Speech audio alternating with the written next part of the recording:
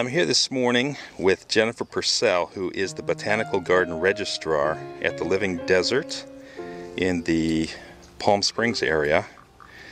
Jennifer is going to explain a few of her notions about bouquets and wildflowers, and especially in an area where water and flowers are a little scarce at times.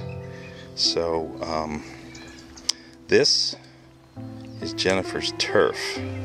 This is the Salvia garden. It's kind of her baby, and in this early morning light it is just breathtaking. Like that, inevitably it's got to come up that people want to pick bouquets and stuff like that. How do you, what do you tell them? How do you coach them to be good stewards of the land as well as fans of the flowers? Well, basically it depends on where you're doing your walk. For example, if we were walking in the Indian Canyons, absolutely no picking. Right. So you have to be careful whose property you're on if you're going to be picking flowers. Uh-huh.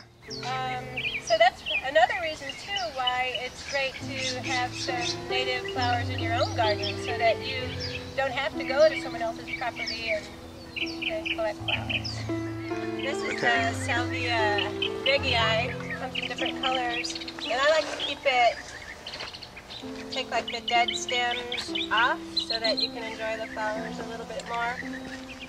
This is its time of year too, that's why it's looking pretty nice right now with all this floral display. The hummingbirds and butterflies enjoy these flowers. You'll probably see some in a minute. Costa's hummingbirds are what we get mostly out here, and Anna's hummingbird as well. And that's really what I love most about the garden, is that the bees and butterflies and birds love this garden. Every plant has something wonderful to learn about it if you just take the time.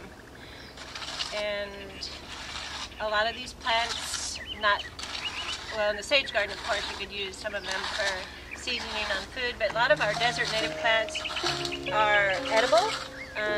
For example, the jojoba grows here, and the jojoba has a really nice, the female jojoba produces a really nice nut that tastes kind of like an almond a little bit. And so not only are a lot of the plants just beautiful, and not only do they provide a nectar source for pollinators and such, but you can also eat a lot of them. Another reason I love this garden is that a lot of the wildlife, rabbits and such, they don't eat the sages. So that's why this particular garden has lots of color, because the animals really don't eat it. Do you know, does this stuff last well when you cut it and put it in water? These will probably last for a couple of days. Is that right? Mm-hmm.